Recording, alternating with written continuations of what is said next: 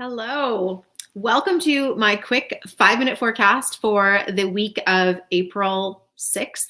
Is it April 6th today? I don't even know how that's possible. It feels like Monday, but it's actually Tuesday. And I kind of feel like that is the story of this month.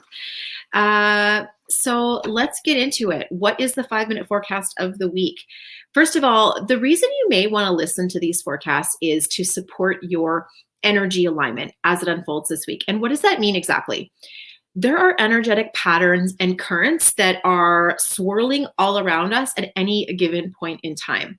And if you can understand what are those currents and what are the patterns and what is the flow that's happening, you can align your actions, your decisions, your choices, the things that you do, the things that you think.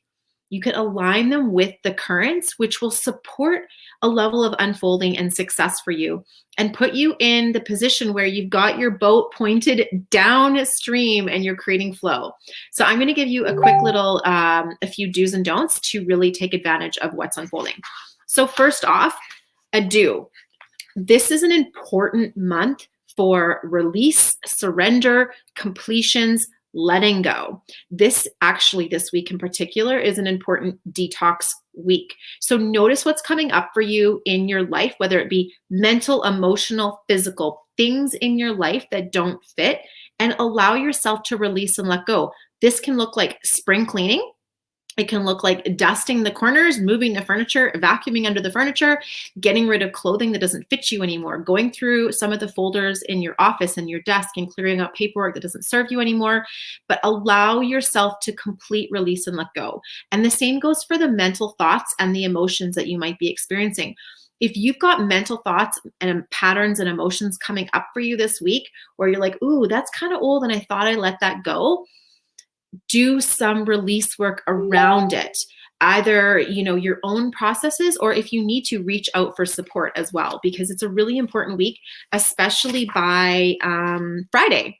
We really want to release and be at those places of the endings by Friday. Do give yourself space and time for fresh air. Let yourself be outside in nature, whether it's cold or warm or whatever it is. If it's 5 minutes, let yourself be outside and let that fresh air rejuvenate and revive you. You really need to have that cleansing experience with the fresh air this week. It's so important.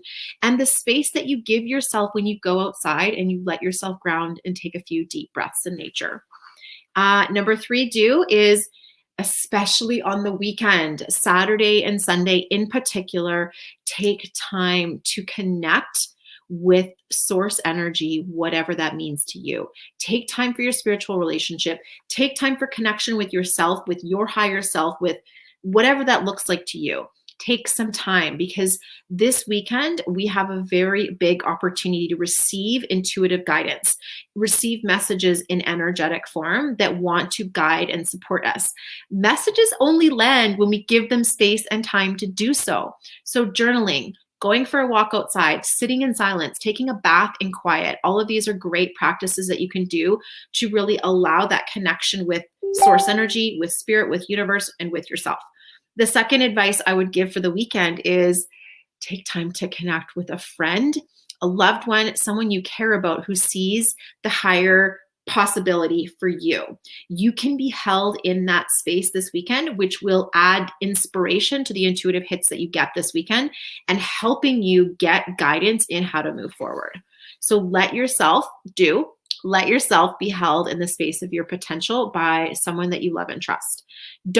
The don'ts for this week, okay? Number 1, don't overbook yourself. This is detox. Let yourself reach a slower level of being and experiencing. Don't overstimulate yourself. Don't overconsume food, content, information. Allow spaciousness and flow. Number 2, don't bully yourself. Don't beat yourself up, and don't be hard on yourself. So many of us can get to that point where we're like, I know better. I should have done that. I could have done that. Why didn't I do that? Why is this coming up for me again? Don't go there.